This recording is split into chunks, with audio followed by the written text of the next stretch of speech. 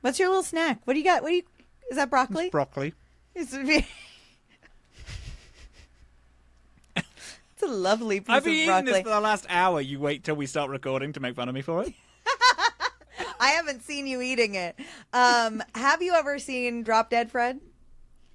Yeah, you showed me it. Oh, I did. There's a particular scene where he makes fun of her for growing up, and he said, "You took a piece of broccoli and you ate it, and you went, ooh, what a lovely piece of broccoli." And then he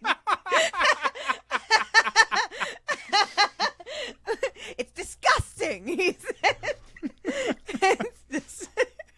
It is a lovely piece of broccoli. I made this for you when we were living together. I know, and it is good. In Brooklyn. It is good. And then you were like, "Is that just a piece of broccoli that you put in the oven?" I was like, "Yeah." Is it got anything on it? I'm like, "Salt and pepper. Doesn't need anything else."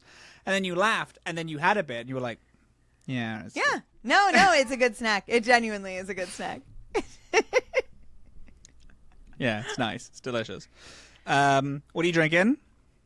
Okay, so I was out of Coke, but I had some seltzer in the fridge. So I have a whiskey seltzer, but I have a new favorite coffee drink. We went to, there's a queer coffee shop near us that we went to that makes an espresso tonic. And I've never had one before, like about a week ago.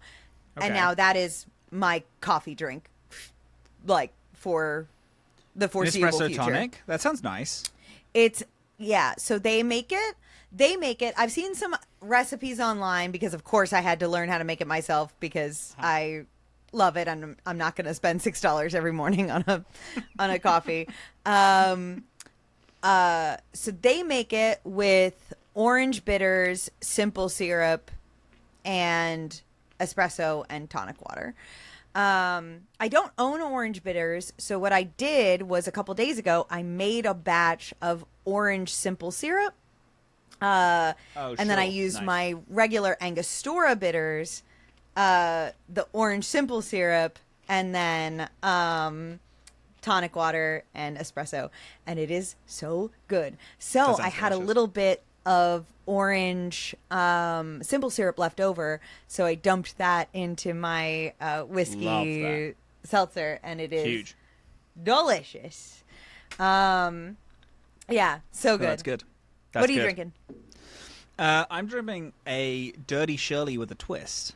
The twist is that we don't have any lemonade in the house, so I'm just using Dr. Pepper instead, but it's all the same stuff, which is we've got because the Dirty Shirley is vodka, lemonade, and with maraschino cherries and fucking grenadine, right? Is that what a Shirley Temple is? That is what Haley, who taught me how to do a Dirty Shirley, says that's what it is. I thought a Dirty Shirley was a Dirty Shirley Temple. Yeah. Is it? Yeah.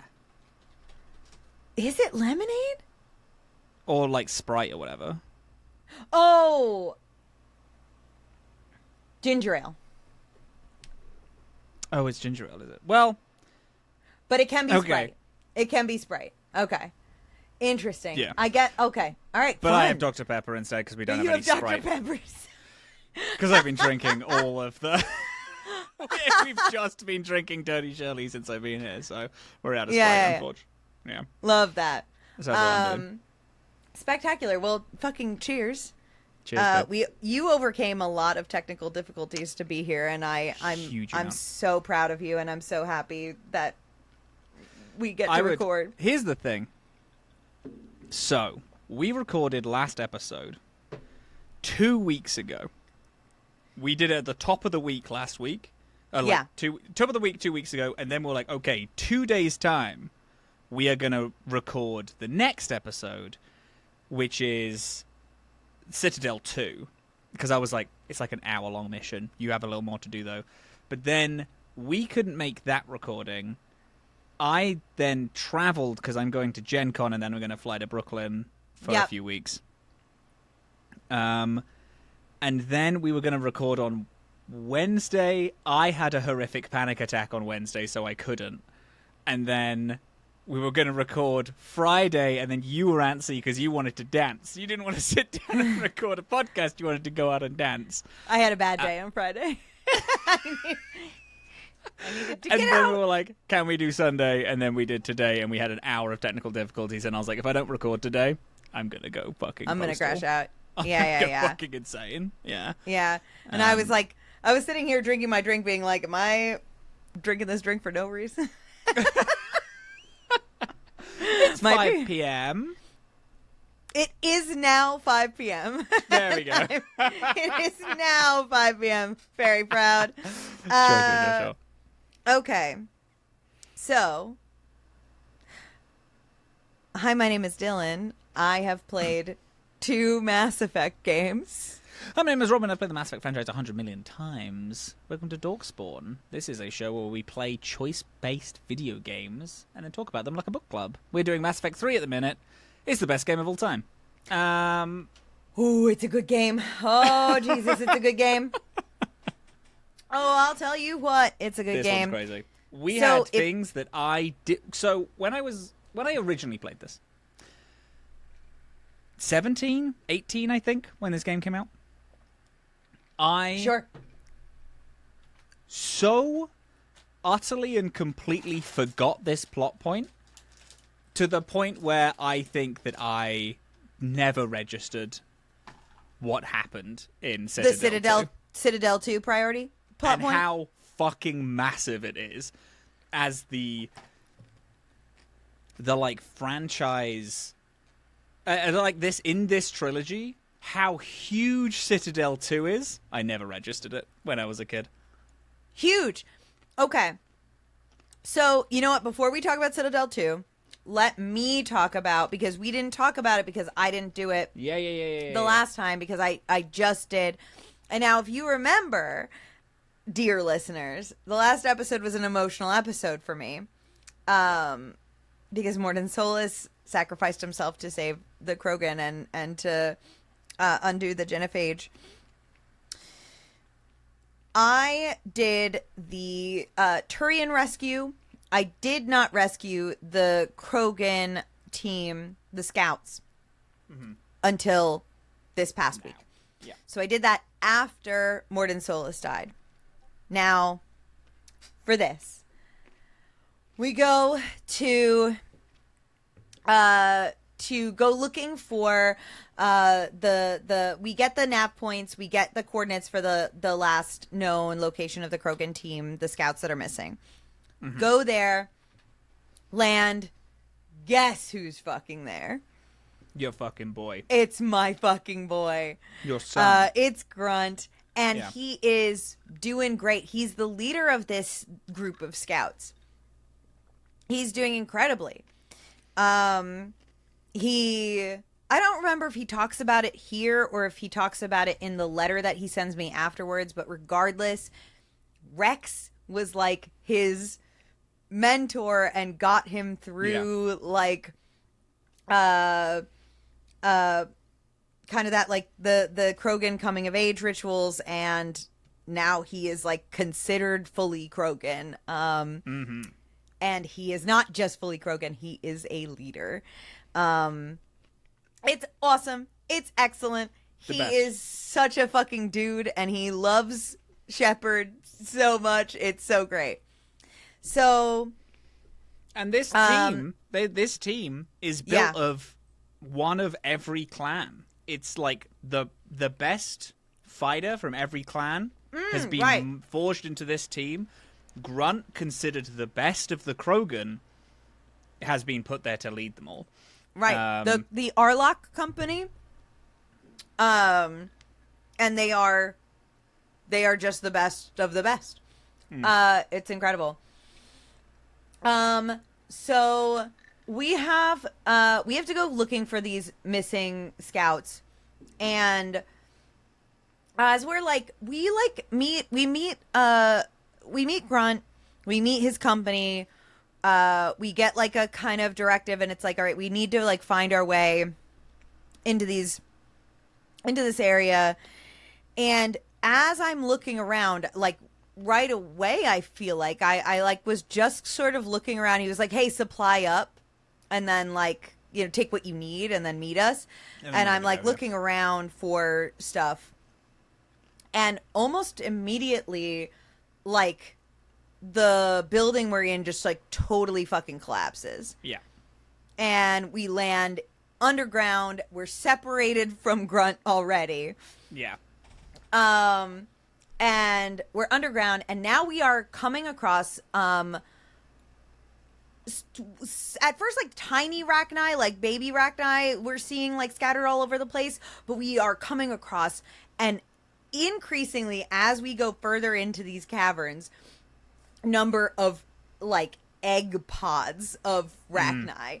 And there's like a few at first, and then there's just like, as you get like deeper and deeper in, there are just fucking hundreds of these Rachni egg pods. And if you don't shoot them right away, if you damage them and don't kill them, they explode into a baby Rachni, and that baby Rachni like comes out and attacks you. So you've got to like, you have to take out all these pods. It's pretty brutal, to be honest, especially considering that we both, right, let the Rachni Queen go in one, right? Mm-hmm.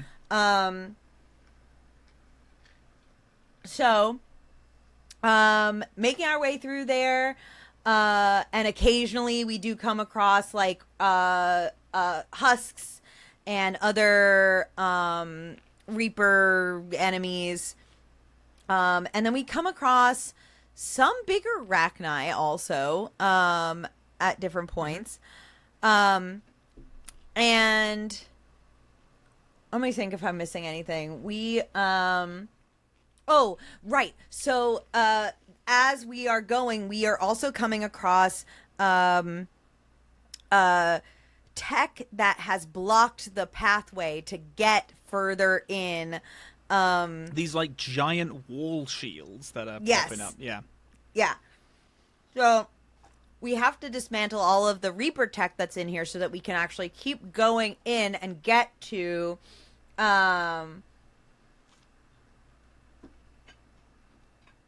Krogan.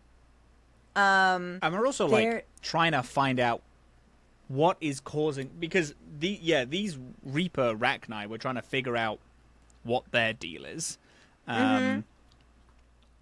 At the same time as trying to get to the Krogan. I think the Krogan are like, we'll just meet you there, get to the center of this thing. Yeah. They are, but then at points, Grunt will call in and be like, my team can't get further past this. You have to disable this. You do this, and then we can go. And then we'll have to do that.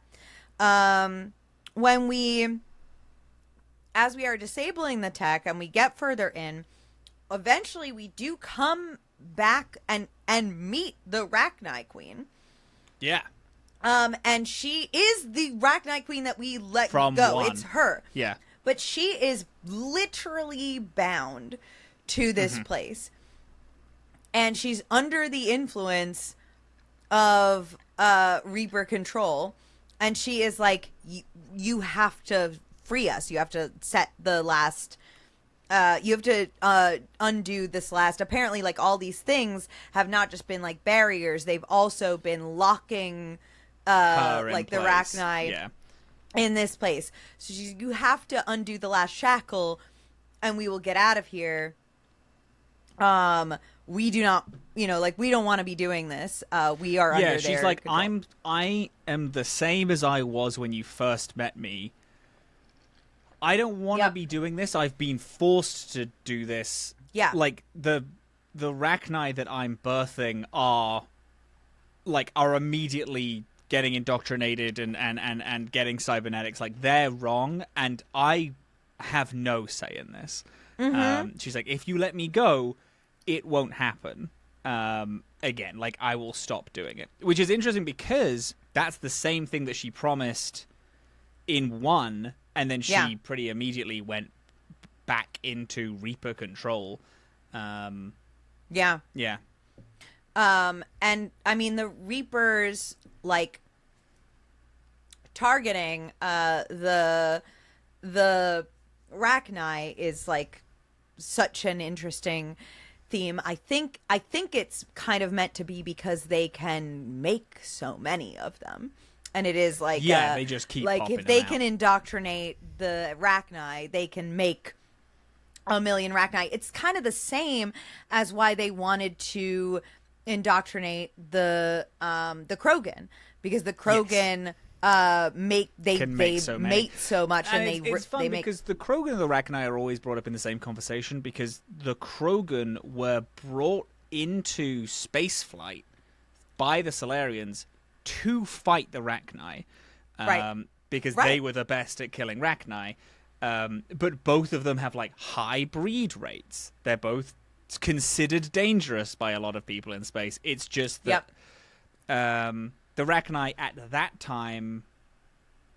Okay, that's a thing that the pair of us know, because we did the beginning of Leviathan, but it's not a thing that generally we have talked about in Canada. True. But we'll talk about that more when we do that whole thing. The Rachni were hopping planet to planet and, like harvesting everything, and then the Krogan wiped them all out, and then they needed a solution to the Krogan, so then they invented the Genophage. So it's just interesting. Like, the pair of them are like kind of two sides of the same coin. One considered more sentient than the other, even though the Rachni have proven themselves to be sentient. Right. So now we have a big choice, and that choice is presented to us. Now, after last week, I was pretty traumatized. And unfairly, a picture was taken of me during the next sequence of things as I was playing, where I thought I was safe on my living room couch. Yeah. I've seen this. Very good. You have. It was sent exclusively to you, I think. Yeah. So now the choice is save the Rachni Queen or save the Krogan squad. Yeah. And I'm like, why is that the choice? I deliberated for so much time on this. And I ultimately I was like, okay. Because it's not a save, it's a you leave the Rachni Queen. It says save. No, it does, but the canon thing is that you're abandoning the Rachni Queen to her fate to go help the Krogan. Right. Or you're going to stay here, help the Rachni Queen, and hope that the Krogan can be saved. Right. But because of the way it was phrased, I was like, is it like Rachni Queen dies versus Krogan squad dies? Like, ultimately, the Rachni Queen was imprisoned and enslaved. And my thought process was, this is a team of the best Krogans led by the best Krogan. I have to unshackle her. So I unshackle her. She escapes. I escape, but now we've linked up with the missing scouts, and Grunt has rejoined us. We are shooting our way through now, not just indoctrinated Rachni, but also now Cerberus and and stuff. So we have a lot of shit to fight through, and Grunt at one point, what does he say? There's a moment where we have like a kind of a limited time to get out. There's like there's a horde of people coming, and Grunt is like, I'm going to hold them off while you get out. Mm-hmm. And there is... Oh, hold on. Wait. Rewind about an hour's worth of gameplay ago. Because when we split ways with Grunt and his team, originally, we say good luck to Grunt. And he says... the best line, I think, maybe in any franchise ever. And he says, I don't need luck. I have bullets. I have ammo. I don't need luck. I have ammo, is what he says. My fucking guy. Unbelievable guy. Incredible guy. Anywho, fast forward. He says he's going to hold him off. No big deal. We get this unbelievable cutscene of him single-handedly fighting so many enemies and getting swarmed. This is where the picture was taken of me, because I was like, if they kill Grunt, I think I might become an alt-right member of society. You're in the pipipeline immediately. I'm in the fucking pipeline. Grunt died because of the LGBTQA. Yeah. It was because I identify as queer that Grunt died, and I need I need to join the hateful side. So I just was so upset and stressed, and he gets like exploded into this tunnel system with all of these like Cerberus kind of overwhelming him. We get out, we escape, and then after a few long moments, he emerges from the dust. He busts out. Totally fucking fine. Just soaked in blood. The true Krogan hero he is. Apparently, if he was not loyal to you and you choose the Rachni Queen, he dies. Yep. If you didn't help the Rachni Queen in one, and you still free her, she doesn't successfully escape. Because you kill her in one, and in this, she's a full Reaper. Right. She's like, it's not the same she's character. Fully it indoctrinated. Is a Rachni it's a different Reaper character that is still pleading to be freed. Right. Yeah. Right. So interesting. So I was like very relieved by that, obviously, but I was very stressed during that sequence. Yeah, so that is that little mission. Incredible. Yeah, and then, it's a great one. It's so fun. It's why I was like, hey, please. It's why I was so sad if you hadn't have done it. Oh. Like, if you couldn't do it anymore, it's why I was so bummed out. Yeah. Mm-hmm. No, I'm so glad. That was a great mission. After that, I'm a little bummed. I had a mission that I knew was time locked, and I was trying to do it. It was the mission that you get from Bar Levon, the little guy at the bank on the Citadel. Okay, yeah. I went to where the location was in the description of the mission and couldn't find it. I scanned the whole area. It was telling me it was 100%. That's a priority chunker has to be done before then mission. I heard it had to be done before Citadel. Oh, I mean, I heard it had to be done after priority Tachanka.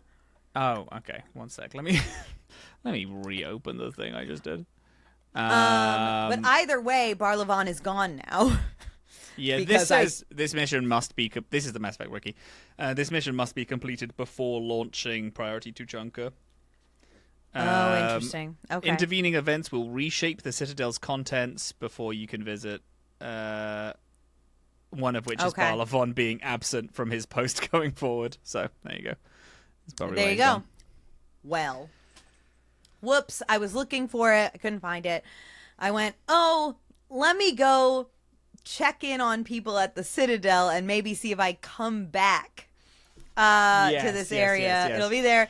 And then Citadel 2 just happens when you go Crazy. to the Citadel next. Yeah, you go and you find out that it is being fully raided by Cerberus. Oh, it's in flames. I It's forgot that this happened. Yeah. I've played this game easy into double figures.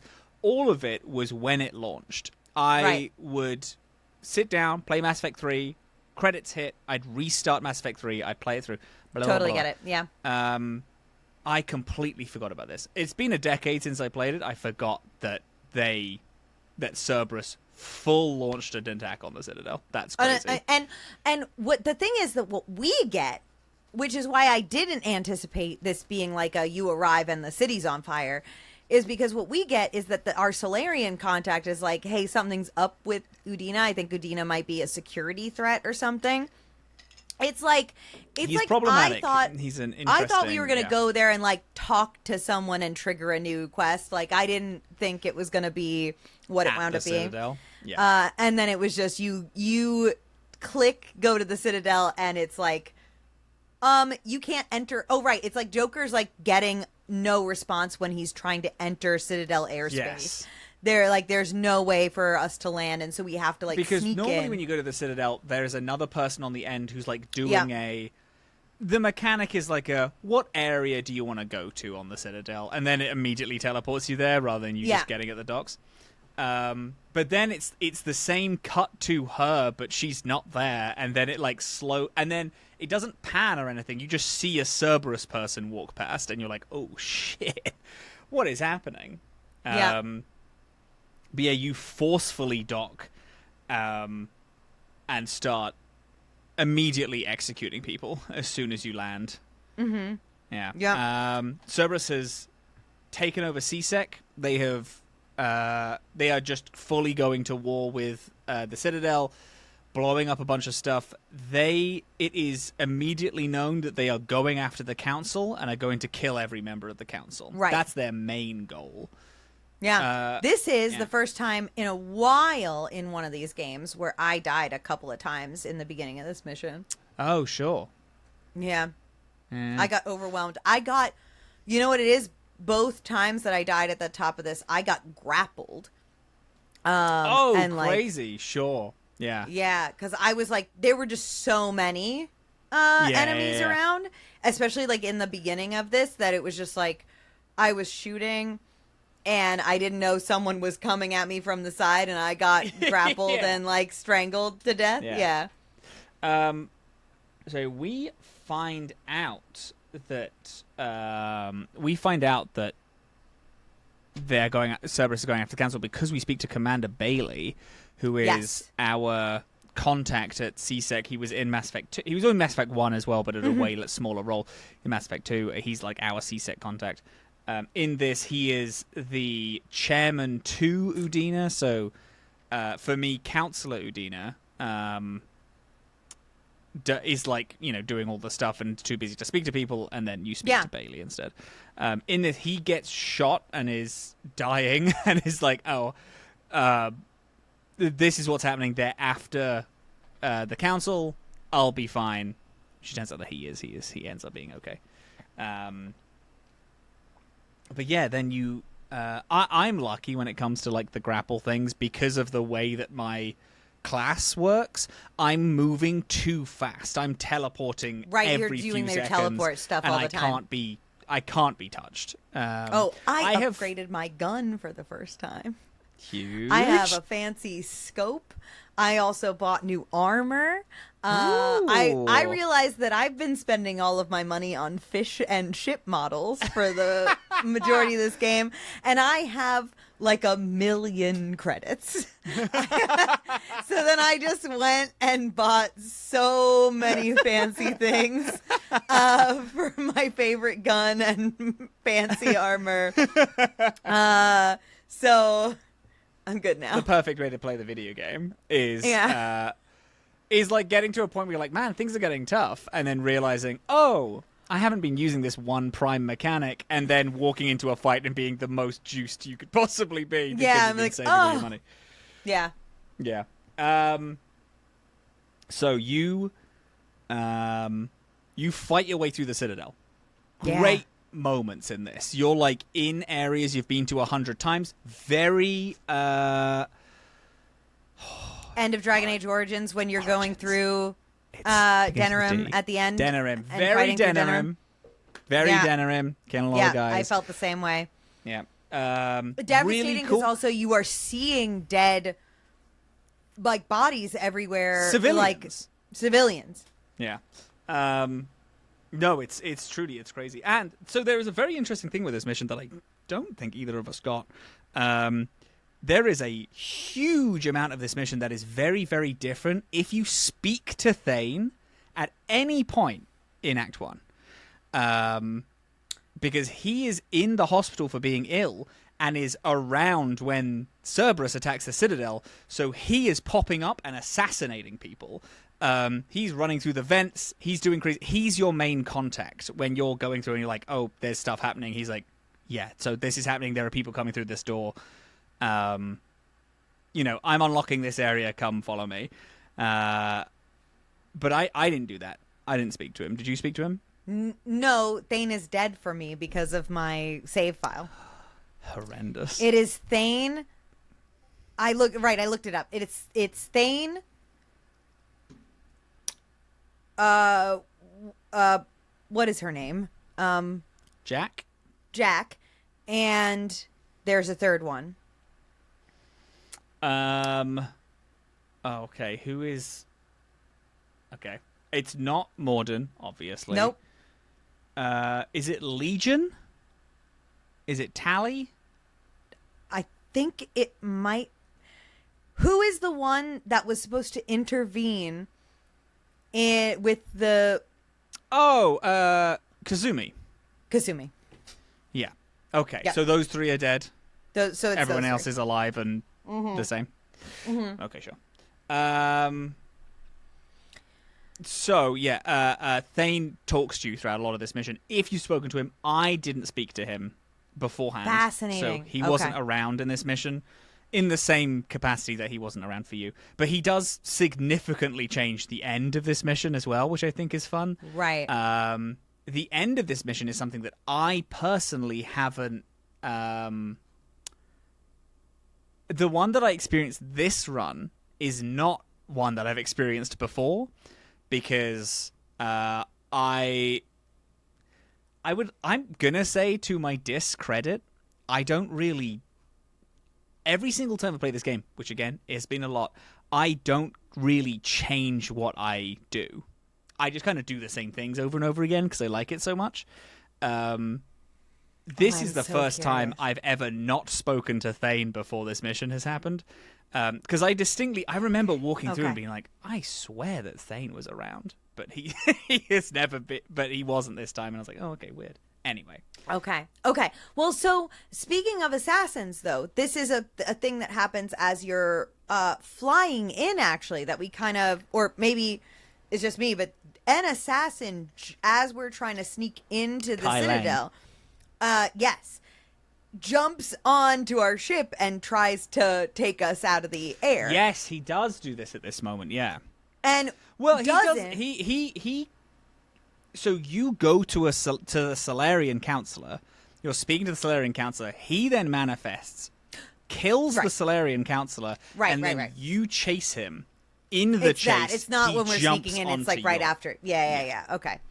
Yes, you're right. So we have this chase scene where we are being attempted assassinated by this guy who, by the way, is fucking cool. Is way too fucking cool. Yeah, Kai Lang is really cool. Kai Lang is interesting as well because he's a exclusively book character at this point. He has been in all of the books, and then they finally put him in. And it was one of the big criticisms. What a fucking treat that must be. Of a lot of people being like, I don't know who the fuck this guy is. Why is he so important? And a lot of people being like, this is a book guy. That must be so fucking thrilling if you were a person who read all the material and then saw that guy turn up. And then saw him turn up. Oh. That would have been cool. Yeah. Oh, what a fucking moment that would have been for you, because his entrance is fucking cool without knowing who he is. Yeah, he's a cool guy. Absolutely. Oh, yeah. So he tries to kill you, fails obviously, but like it gets away, and you're like, well, whatever that was, and you have to keep fighting your way through the Citadel, because then you get as you're trying to go. How do we learn that something? Like, because we know that something is up with Udina because that's our message for getting here. But how do we get, what is it that gets us to the next part of that intrigue where it's like, Udina is, like, because what we find out is that Udina is maybe blocking our way to get to the council. We get into, I'm not entirely sure, but we get into an elevator, and then the elevator is, like, broken, so then we take a weird route, because then Edie starts. Edie, like, hacks a little way in, and then Bailey is forcing our elevator to go way faster than Kai Lang's elevator. Before that, so that's before we get into the elevator shaft. That I want to talk about, because that's one of my favorite parts in any video game ever. That was so good. Before that, we get on comm messages from someone. And I'm so sorry, I don't remember who it is that's calming us about this. I'm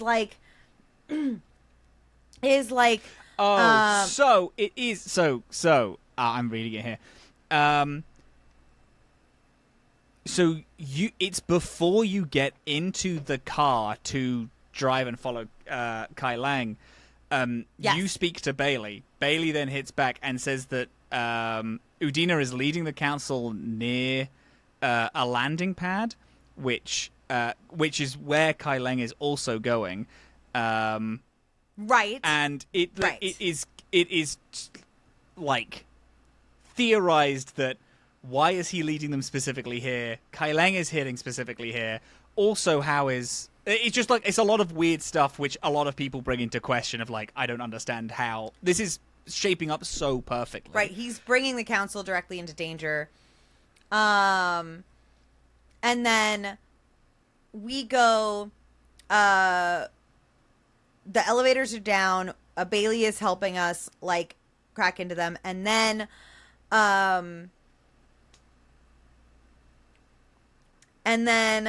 we get to, we decide to kind of, like, break into the elevator, but on the elevator shaft. Like, the elevator is stopped above the floor, so we're on top of the elevator, flying through darkness.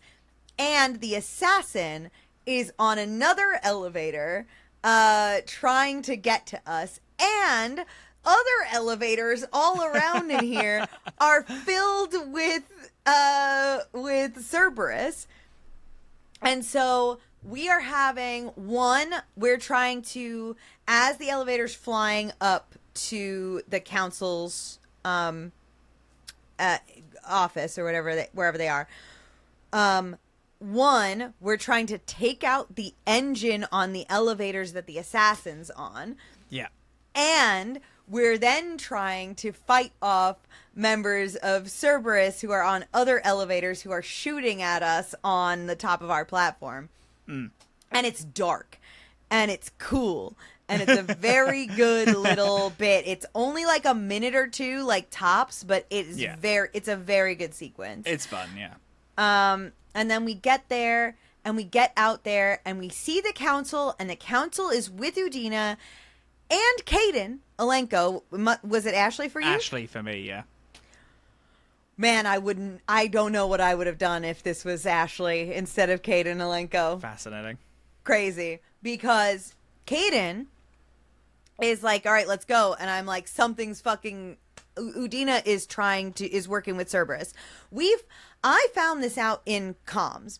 And I'm having this trouble... is mainly where... And this is also, just to hit on this point, Udina is working for Cerberus. Working for the terrorist human-first organization Cerberus, and has set up an attack on the Citadel to become the fucking God Emperor of humanity, and making it so that he's just so big and in charge. An absolutely insane twist for what has been a guy who I put in charge of the council at the beginning. Like in Mass Effect 1, I put him in charge instead of Anderson. a guy who has been very pro-humanity but seemingly just bureaucratic. He's been a little slimy this whole time, but nothing horrendous. Slimy, but turns out, fully, like, evil fascist terrorist guy. Let's just get Cerberus in to execute every member of the council except for him. That was the goal. To put himself in power. So Caden pulls a gun on me. Yep. And I pull a gun on him right back, and I'm like, Caden, you fucking know me. I'm telling you the goddamned honest truth. Udina is trying to get the council killed.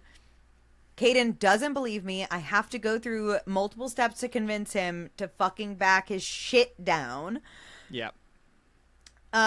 He does eventually, and then Udina pulls a gun on me, and I shoot and kill him. Insane. Crazy.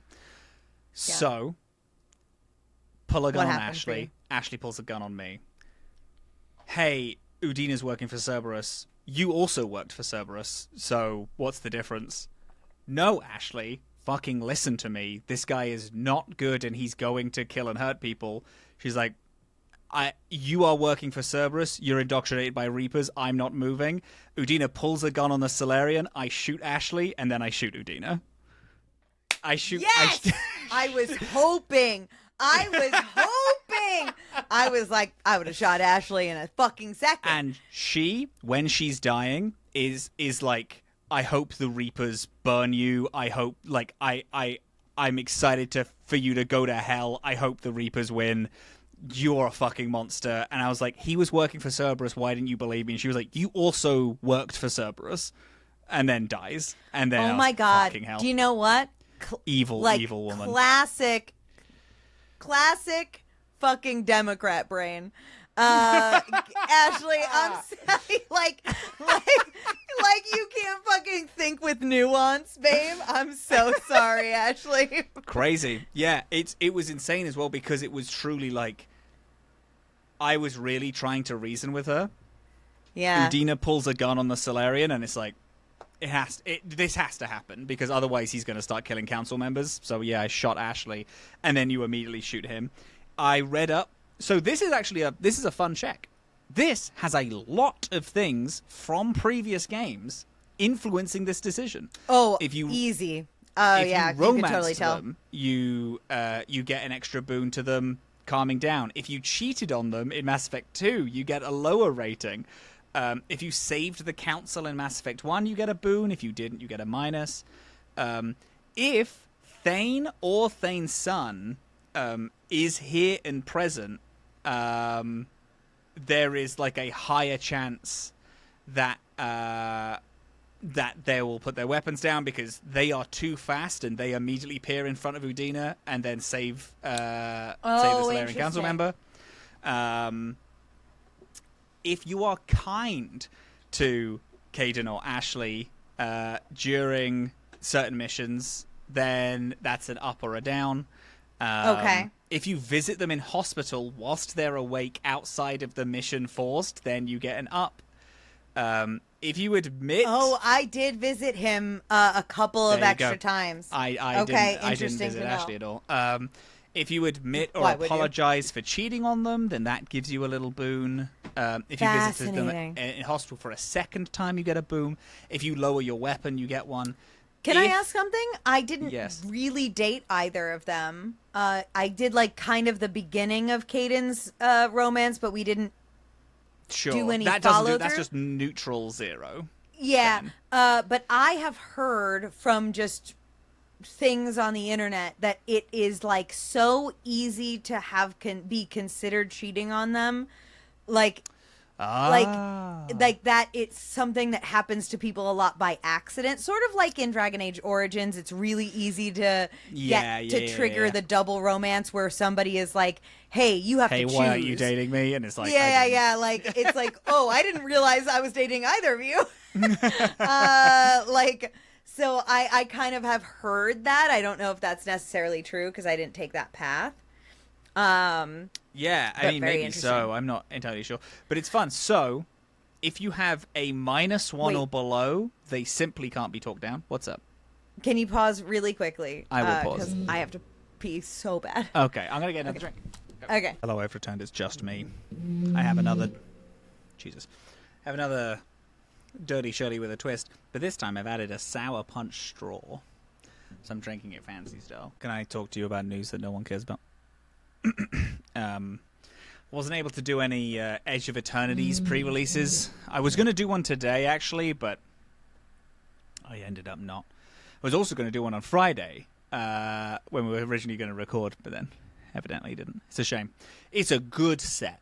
I really am excited about Edge of Eternities and that whole like sci-fi feel I love so much. The problem is that it released so soon after the Final Fantasy set released, which blows chunks for me because I, as everyone knows, spent so much money on the Final Fantasy set, and then a month later a sci-fi set released. Sucks. I truly, if it was flipped and it was Edge of Eternities, Final Fantasy, and then Tarkir or something, I would have gotten it immediately. But unfortunately, it wasn't that. I was talking about Magic the Gathering since you weren't here. Oh, nice. Very nice. I had to get in. You had to. My time. Okay, so right, tons of different things. Yes, that influence this from previous games. Crazy. Yes, so if you have a -1 approval or lower, they cannot, under any circumstances, be talked down. Sure. Which is what happened with me. If you have a 0 to 3 thing, it checks your reputation. If your reputation is positive, then they will eventually lower the guns, which is what happened with you. If you have a 4 or higher, they will automatically side with you as soon as you walk through the door. As soon as you walk through the door, they lower the weapons. And they're like, oh shit, hi, and they believe everything you say. Wow. What's the condition for that again? 4 approval or higher. Because approval is like romance them, it's +2, cheated on them -1, like things like that. Like it's so slim, like the chance, like it's very your relationship. And Caden does not like my answers about my time in Cerberus, so that he wouldn't have. That counts as being rude to them. Yeah. Yeah. Okay, fascinating. So great. So you killed Ashley and Udina. I got Caden to lower his weapon, and I shot Udina when he pulled a gun. But in the aftermath, Caden does talk to me back on the ship. Oh, because after all this, you're left on the Citadel, and you get to like kind of wander around the repairing Citadel. Because the council, first of all, is like, oh my God, thank you for saving our lives, genuinely.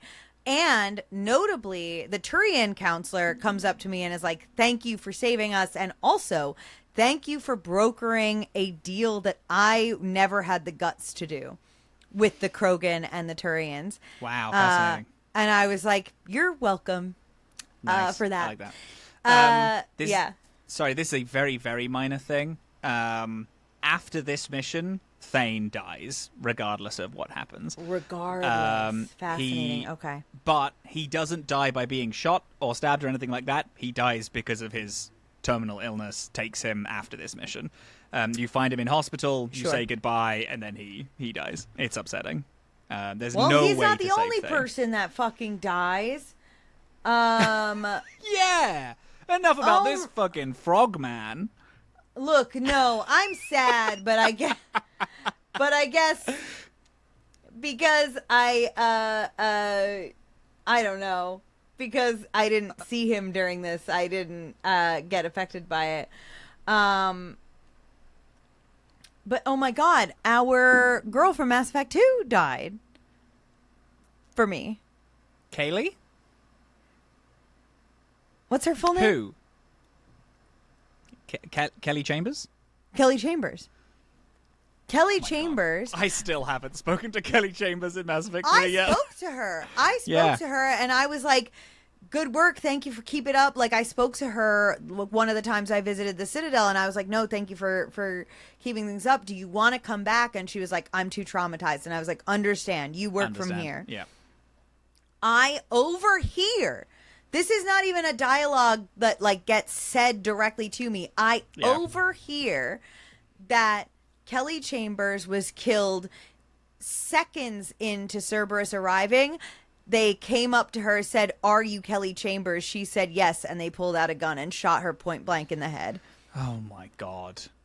Oh my god. My god. That's fucking crazy. Brutal. That's fucking brutal. I overhear that just walking around the Citadel. No this option game pulls for me no to interact. punches. This game it's the end of the galaxy. It's the end of the galaxy. It's just the most horrific. It's just punch after punch. It's so fucking horrific. It's horrific. Yeah. So now we're walking around the Citadel. The Citadel's in shambles. Obviously, it's being, there's a whole area that's been made into one big camp, basically, for refugees and the injured. Yeah. But screens don't work. Stuff is broken everywhere. There's, like, some small little missions you get. Like, I got one where it was, like, the Medigel machines are broken. So, just too like, many you people kind of are go injured. around and fix them. They can't even fabricate healing materials anymore. It's just everything is broken. Damn. Some of the things that you encounter while you're kind of walking around, I encounter a Solarian who's trying to report on the refugees, and so he asks me to take some pictures of the refugee situation because he's not allowed in. So I get some pictures for him. I give that to him. I get some reputation for that. I talked to Caden. Caden is like, I was offered a gig to go join Hackett's team, and I'm like, fuck you. You need to be with us. We need you. You are not meant for that job. You need to be with us. And he takes it. So he's now crew member. He's now on the Normandy. He is also the last crewmate that you get. Oh, like he the is last squad member. I haven't gotten as far as the next crew pick, which is crazy because she is dead because Ashley is dead for me. So because she would be my last crewmate. But so you can't get her. Is dead. I can't get her. Like my crew, my final squad is. Nope, that's a lie. That's a lie. Next week we get one more, but that's it. Oh, fascinating. Okay, curious. Okay, so other things. I feel like there's other things. This is where I noticed that Barlavon is gone. He was probably allegedly gone before this because I had my things mixed up. I also encounter a lot more arguments between people about what we should do. There are people arguing about how we should like increase martial law during this time. And I have options to like side with different people and be like, and argue about that. There's somebody talking about let's arm all the citizens, and somebody else being like, there's a Solarian being like, that's crazy. People are panicked and afraid, and they're going to start shooting each other. Yeah. Bad. I go to the club, and Joker is in there. Joker is like, hey, like, I know it's crazy because we have bigger things to worry about, but I kind of want to fuck Edie, and it might break my whole body to do so. And I'm like, hey, what else you got to lose? Like, it's the end of the galaxy, the world's babe. Fucking ending. We're all fucked up. If we die tomorrow, are you going to regret fucking Edie, or are you going to regret not fucking Edie? And he's like, point captain, all right. And then he goes dancing. And then I see him on the dance floor, and he's like, I haven't broken any bones yet. And I'm like, crazy. Good. Let's see, what else? Guy. On the Normandy. Yes. No, you go. Well, because then there's the traitor, the traitor that's in Medbay, the terrorist. Yeah. And I don't remember his name, but I went to go talk to him, and there wasn't much to the conversation, but the thing about the conversation was he was like, he was like, just kill me, fuck you and all your kind, you're all gonna die, kill me anyway so I can rejoin my family or whatever.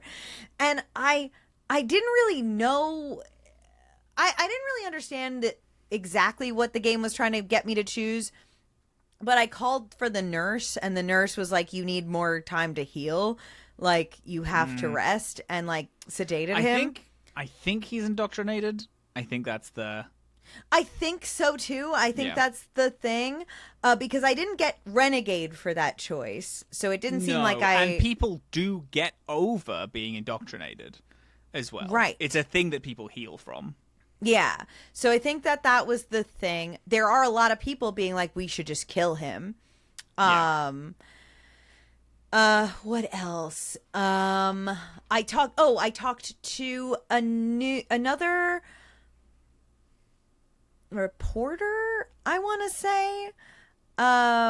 Yes, there's several reporters. Yeah, I talked to another reporter who, this was a human reporter. What was her deal? Oh gosh, I forget. You've done way more than me. I did the mission and then I stopped. Everybody on the Citadel. I went to every place on the Citadel after the priority was done. Lots of different things. And then I went back to the ship and I talked to everybody on the ship. Mm-hmm. And everybody is weird. Everybody's being fucking weird on the ship. Robin, everybody's being fucking weird to me. What are you weird about? Well, Inquisitor Llewellyn, what the fuck her actual name is? Samantha Trainer, whatever, comes up to my room and is like, wow, you have a shower in here? We don't have working showers in the girls' bathroom. So I was like, oh, just take a shower. And then she gets naked in my apartment. And then she's like, you want to fucking get in here? And I'm like, no, I was just trying to be fucking nice. You weirdo. You are the Commander Shepard. People want to fuck you. That's just your life now. That's just my life. You're the greatest hero in the galaxy. You just gotta own it sometimes. People are gonna be weird about you. I guess you're right. You're right. There was that. Then, and then we play a game of chess. Or whatever. Sure, yeah. And then, I also got an invite from, Freddie Prinze Jr. wanted to come and see me. Yeah. James Vega. He comes up. And he's also like, hey, your bed looks really comfortable. And I'm like, will you shut the fuck up? He's like, oh, I'm sorry, Lola. And I'm like, all right. Everybody fucking move along. And then who else came up to visit? Oh, the reporter. The streamer, like, whatever, comes up to do an interview. Yeah. She does an interview about everything. I really stand by it. I give a very Paragon interview. I'm like, she tries to ask a question that is maybe gonna call into question who's gonna take leadership without Udina, and if the council can be trusted. Yeah. And I'm like, whether they can or not is irrelevant. Like, we are going to have more troubles with leadership right now. We need to have someone there, is what matters.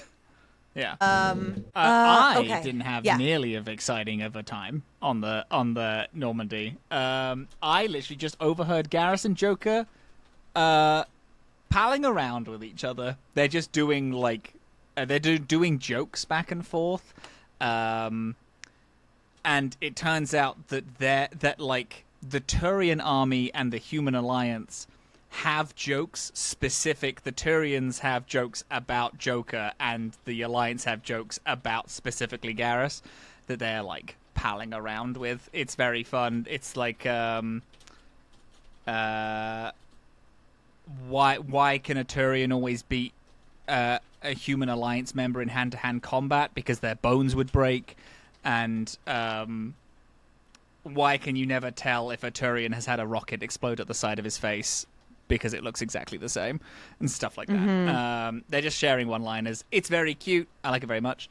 When you get back to the Normandy after the Citadel, you go on call with Admiral Hackett, who has been a light character throughout this trilogy, and then turns out to be your fucking boy, your ace in the hole, the guy that's just doing everything whilst you're also doing everything.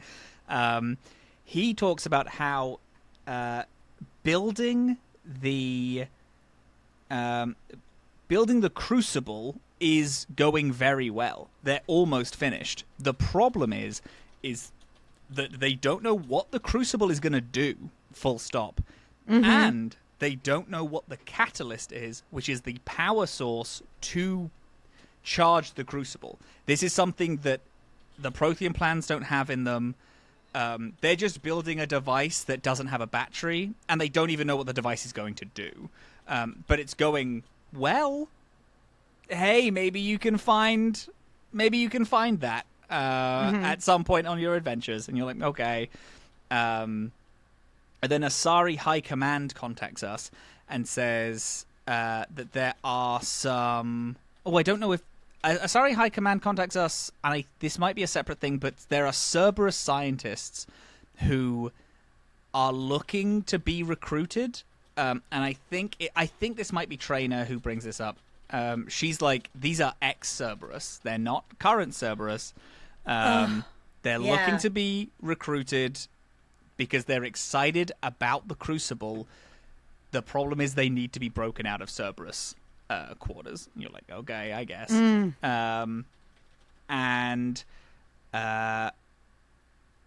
then we get a call about Perseus Vale, which is the Quarian. Yes. This is the big start of Act 2. This is the start to Act 2, essentially. It seems like. Yep. Yeah. It's big. It's exciting. And that's us all caught up. That's what we've all caught up with. That's it. For next week, we have the Messana distress signal and Kalani Ardat, which I, in research, found out that these are the same mission. They are two parts of the same mission, and I messed this up. So, what I'm doing, special little treat for the pair of us true gamers, we are pulling up Priority Perseus Vale to next week. So we are doing Messana distress signal and Priority Perseus Vale. Yes. Is what we're doing. Because before we were going to do Messana distress signal, Kalani Ardat, the Omega DLC, and then Perseus Vale afterwards. We're pulling Perseus Vale way forward. Okay.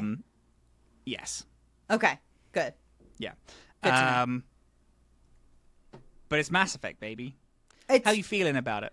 Oh, it's just like it's not slowing down in any way. Like it just like what I've said before in previous episodes is that like this game does feel like the appropriate amount of escalation for what the game is presenting is going on. Mm-hmm. Like in a way that say like I definitely don't think that like Veilguard executed this, but that's kind of unfair because I don't think Veilguard executed pretty much anything well. But like even like Inquisition, which I think the design failure there was that it was a little bit too open world to really make the threat that and how big the threat purported to be feel like it was as looming as it should have been. Mm-hmm. So it kind of like failed in that way.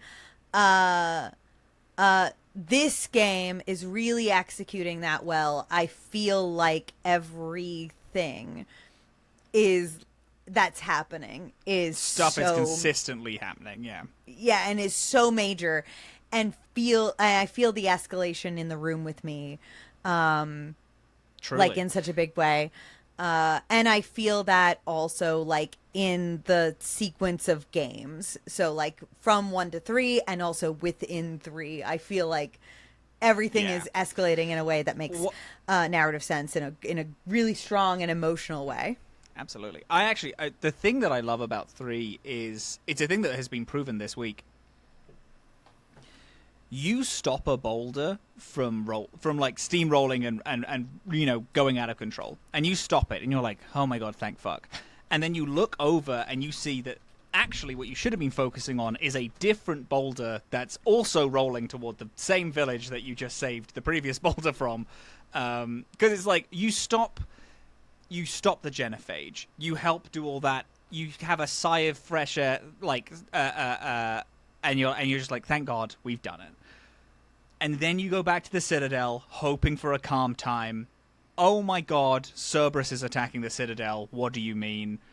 Oh my god, our ally, one of our lead allies from Mass Effect 1 teamed up with Cerberus, the indoctrinated Reaper villains that we have talked to him about being.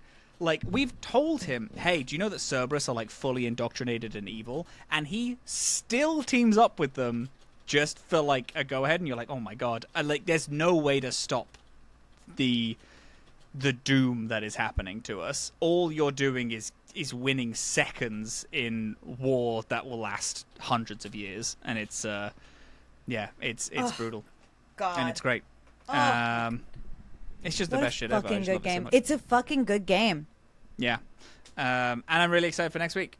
I'm really excited for next week. We're starting this is what Act 2 is. Act 2 is the Quarians and the Geth storyline that's been going on since yeah. Very I was exciting. really excited when they were like, the Quarians are willing to talk. And I was like, are they? Here we go, baby. Are they, baby? Yeah. No, it's great. I'm stoked as beans for it. Yeah, it's gonna be good. Anyway, yeah, there you go. I have a pitch for you. I also have a pitch because I think we have the same pitch. We have what the is your same pitch, probably. I know we have a lot of game to play in a short kind of week because we have to go to Gen Con in a couple of days. We do, yes. So I know that we kind of have to like play and record in a kind of short turnaround. So good luck with that. Oh. I don't need luck. I have ammo. Was that what you were thinking? Yeah. Yeah, of course, yeah. Okay, I was going to switch it and be like, I don't need luck, I have podcasts. And I was like, no, I just need to go with that. No, I don't need luck, I have ammo is so perfect. good. Yeah. Yeah.